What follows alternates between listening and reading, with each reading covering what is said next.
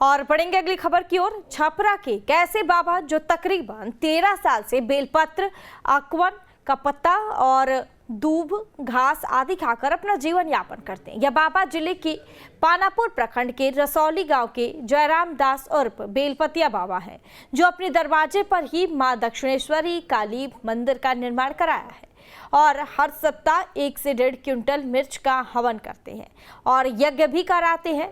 बाबा का कहना है कि वे गृहस्थ आश्रम का जीवन यापन कर रहे थे और तभी 2010 में मां दक्षिणेश्वरी काली ने उन्हें घर में दर्शन दिया और मानव कल्याण और सनातन धर्म की प्रचार करने के लिए आदेश दिया। और उसके बाद से बाबा जयराम दास उर्फ बेलपतिया बाबा ने अनेक का त्याग कर दिया और बेलपत्र, दूब, अकवन का पत्ता खाकर अपना जीवन यापन करते हैं।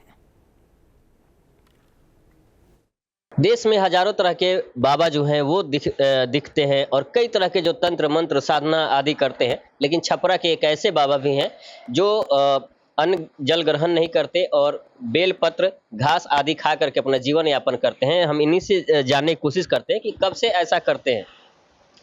मेरे तो माँ दक्षिणेश्वर काली से संपर्क हुआ 2007 में। उसके बाद मैंने अपने माँ का गुप्त रहस्य जो था छुपाया हुआ था। जब माता का जो स्वयं आदेश आया कि नहीं, अब तुमको अब धर्म को प्रचार करना है, देहात को फैलाना है, मानव समाज का कल्याण करना है, इसलिए कि पूजा पाठ यज्ञ करने से पूरे मानव समाज का कल्याण होता है धरती पर। देहात से बड़ी चीज़ दुनिया में कुछ भी नहीं है। जिसके कारण हमने 2015 में मंदिर शिलान्यास किया और अन्नपूर्णा का त्याग हमने 2010 में पहले हमने कर चुका था। जो अपने साधना में नाना प्रकार का शशान साधना, मुरघट साधना, मिर्चा का साधना, गंगा साधना, उससे पहले कितने बार समाधि भी लिए और जिसके कारण माता दक्षिणेश्वर काली का जो हुआ कि नहीं यही मंदिर बनना चाहिए। बहुतों जगह लोग मंदिर आश्रम जगह दान भी दिया, हमने मंदिर सबको डोनेट कर दिया। माँ का यही कृपा हुआ था, माता दक्षिणेश्वर काली यही मुलाकात की थी, जिसके कारण हमने 2015 में मंदिर शिलान्यास किया। हर साल में जब भी भगवान शिव का कृपा होता है, आदेश होता है, सपना में बोल देते हैं कि जग कराओ, कल बोलेंगे कल ही नाद देते हैं, जग बैठ कर कराते हैं। बाकी अगर भक्त परिवार का जितना सबका सहयोग होता है, आते रहता है, सबका जय जयकार होता है। आप कह रहे हैं कि माता दक्षिणेश्वरी काली ने आपको दर्शन दिया है, बाबा भोलेनाथ का जब कृपा होता है, उनका आदेश होता है तो जग कराते हैं। तो ये माता का दर्शन आपको कब हुआ और कब आपको आदेश करते हैं भोलेनाथ? माँ का दक्षिणेश्वर काली का 2000 हमको 7 में हुआ, 2007 में हमको हुआ, जो अगस्त में हुआ था हमको उनको दर्शन हुआ था, प्राप्ति उनको जो विद्या ज्ञान मिला था, जो दिव्य दर्शन देखने को मिला। उसके बाद माता दक्षिणेश्वर से बोली कि हे माँ, आप मेरे पास हमेशा, बोली कि हर जन्म तेरे साथ है, इस जन्म भी तेरे साथ है, जो करना है मैं तुमको जो कर दिया हूँ, मैं तुमको छोड़कर आने वाला नहीं हूँ। जिसके कारण मैं माँ दक्षिणेश्वर काली का मैं भक्ति करता हूँ।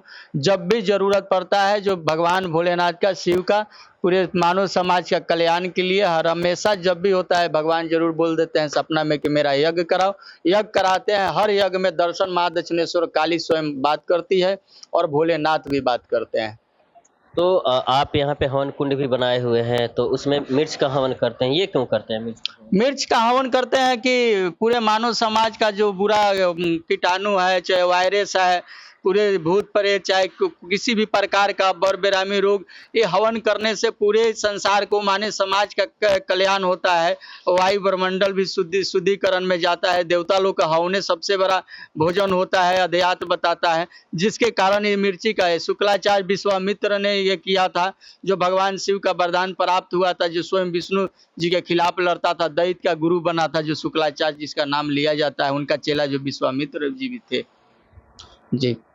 तो अकवन का जो पत्ता है वो काफी डेंजरस माना जाता है मानव शरीर के लिए, आप उसका सेवन करते हैं, आपको कोई नुकसान नहीं पहुंचता? देखिए, भगवान शिव का अगर कृपा हो जाए, माँ दक्षिणेश्वर काली का कृपा है, आदिदेव गणेश का अगर कृपा हो जाए, सूर्यादेव का कृपा हो जाए, तो जौहर भी सब अमृत बन जाता है। इसलिए कि देवों का देव महादेव है, कि किसी भी ब्रह्मांड में सबसे बड़ा अगर जौहर पीने वाला है तो देवता जो महादेव है, महाकाली है।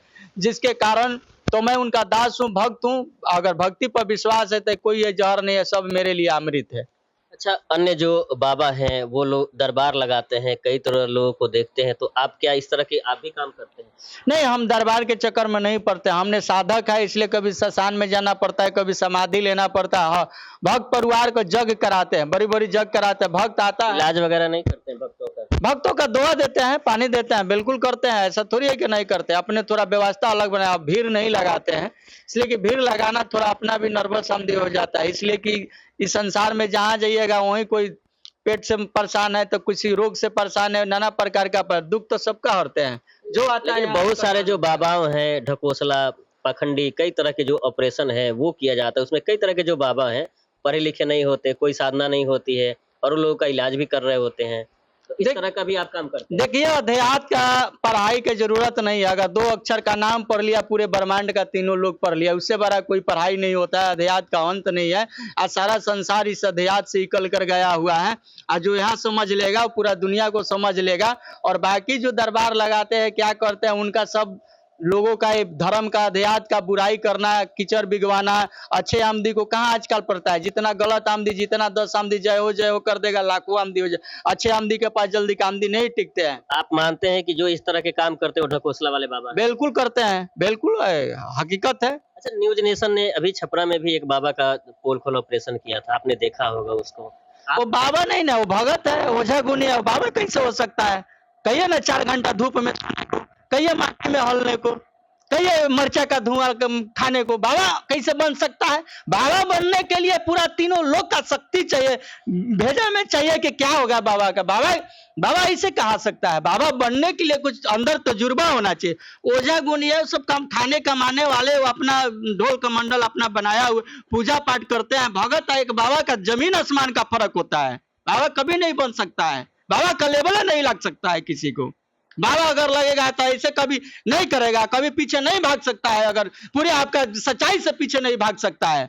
बाबा कभी जो जिसमें सत्य भरा होगा, ईश्वर का कृपा होगा, आपके कैमरे से पूरे ब्रह्मांड का पूरे विश्व देख रहा है, कभी पीछे नहीं हट सकता है। ललकार कर बोल सकता है कि मैं अध्यात्म पर आऊं, और अध्यात्म जो पढ़ लिया पूरे ब्रह्मांड पढ़ सकता है, पूरे दुनिया पढ़ सकता है। किताब पढ़ने की कोई जरूरत नहीं, इससे बड़ा कोई पढ़ाई नहीं है। तो आप मतलब जिस तरह से यज्ञ कराते हैं, मिर्चा का हवन करते हैं, आप मतलब मानव कल्याण के लिए काम करते हैं? पूरे समाज 84 लाख जीव जंतु के लिए कल्याण करते हैं। अभी जो पिछले दिन अभी बारिश नहीं हो रहा था, तराही में अभी हो रहा था, सारा लोग बोल रहा था कि बाबा कुछ करिए कि पानी हो। देखिए कल हवन किए, पानी होना चालू हो गया।